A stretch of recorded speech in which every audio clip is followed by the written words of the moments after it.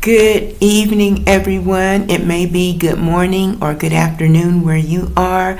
I just want to welcome you to this channel and help me to document this amazing trip that I've taken to Africa. This is my very first time to the continent. As a senior citizen, it was my first trip abroad to another country. So it's very exciting, but I want to give you some of the things that I've learned and keep you from making some mistakes, and let's just move forward. And let's just kind of start with getting to the planning stage. I know a lot of times when we're seniors, we think that it is too late, or, we don't have enough energy, or, they don't have accessibility for things we need. And some of those things really may be true, but all of them are not true. So we need to stop, take a deep breath, and let's get started. The first thing you need to do before you go anywhere is get your passport. You need to make sure that you apply for your passport well in advance, because currently it is taking between 12 and 16 weeks in order for your passport to be processed. Another thing, if you do have your passport, make sure that you have at least 6 months of eligibility before you plan to travel. I know a lot of African countries, and this one for sure, you cannot come in here without at least 6 months of eligibility left on your passport. So that's number one order of business. Number two, Africa is an amazing continent full of varying, diverse people, and we have 54 countries currently. Now, why are there 54 countries? That's another story, and that's something we'll talk about on another video. But there are that many countries, and they all have different rules, different regulations, different currencies, different languages. So you need to determine which country you are going to go to. I chose Rwanda. Rwanda is the first country that I came to on the continent, and the reasons were these. Rwanda is a very progressive country, is known as one of the safest and the cleanest country on the continent. The people are very friendly. It's easy to conduct business here. Corruption level is low. They have no corruption that I can see. I don't think they tolerate corruption because of the tremendous turmoil that they went through just 20 some odd years ago. So it's a different culture. So I chose Rwanda for those reasons. But back to the traveling information. When you come to any country, they all have different visa processes. So some countries you have to apply for a visa prior to arrival and make sure that you have it. In the case of Rwanda, you can apply for a visa after you arrive. So as soon as you get off the plane, go into the airport, you will go through the customs and you will pay $50 for your visa on arrival. That visa is good for 30 days in the country.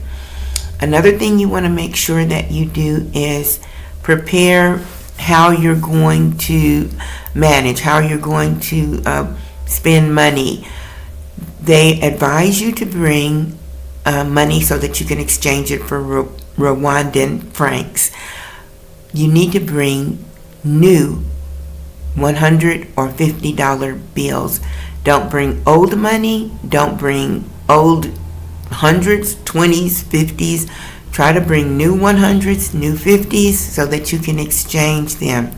You can use your debit or Visa card, anything with a Visa logo, but let me tell you, people have gotten here and they cannot extract cash off of their debit card, and it's a huge problem.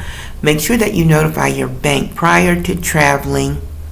I haven't tried to take any cash off my card, but I did use my Visa card one time just to see if it works, and it does work here. Another thing, some of the cash applications that you use on your phone, like for moving money for Cash App, another problem. Some people, smooth sailing, other people, nightmare. They are having issues with the Cash App, and so don't count on things that are easy in the U.S. to always translate to being easy in a foreign country. So come prepared in that regard. Another thing, when you find your country, I think this is like the third thing on my list, when you have narrowed down where you want to go, make sure that you do your research, because no matter what city or what country you go into, even though you can book online, you can book your hotel, you can book an Airbnb, all those things are pretty much worldwide. I advise you to make sure that you use a reputable booking site. Make sure that you have your insurance for your airline ticket and your baggage. When you book your hotel, if you're going to book it online yourself, try to zone in on what area you're going to be in. There's a lot of good reviews and a lot of, and I'm pretty sure they're fine. But in my case, I booked online. I'm in the city of Kigali, which is a magnificent city, lots of beautiful areas, but like every city anywhere in the world, you have different areas that are known for different things. I happened to book into an area that was the party zone. I didn't know it. I have a lovely hotel, lovely staff, beautiful room, but at about 1 o'clock in the morning, the music starts piping up to 100. You hear it all in the streets.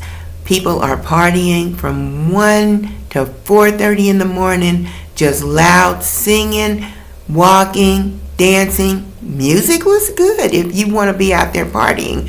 So this area was called Ramera. Ramera, if you want to come to Kigali and you want to party, that's the area you want to be in.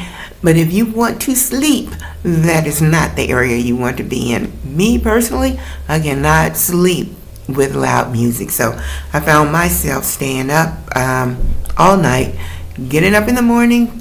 Well, not getting up, but going downstairs for breakfast about 6:30 or so. After I've been up all night, having my breakfast. I always book a hotel or someplace that has a free breakfast. So I had my breakfast, come back home, or come back to my room and try to sleep for a few hours. So for my first 3 days, that's what I did. But I felt a sense of safety coming into a foreign country, booking into a hotel. It's a little bit more secure. You don't really know where you are. So I did feel a sense of safety. The people are very accommodating, help you get a ride, help you to know where you are, and help you to navigate. After that, I started booking on my own, looked for an Airbnb, that kind of thing. It's been good, so I have no complaints for that. So just keep in mind, when you go a place, you need to know where you are because you may not get any sleep. So those are a few of my tips. We'll go a little bit more into detail on the next video. But again, welcome to the channel. We're going to be talking about Africa. We're going to be talking about how we have been so misinformed about this continent and why we've been misinformed. There is so much history and there is so much that I'm excited to go into. I don't know it all, so I'm hoping you guys will chime in and give me some history and some encouragement.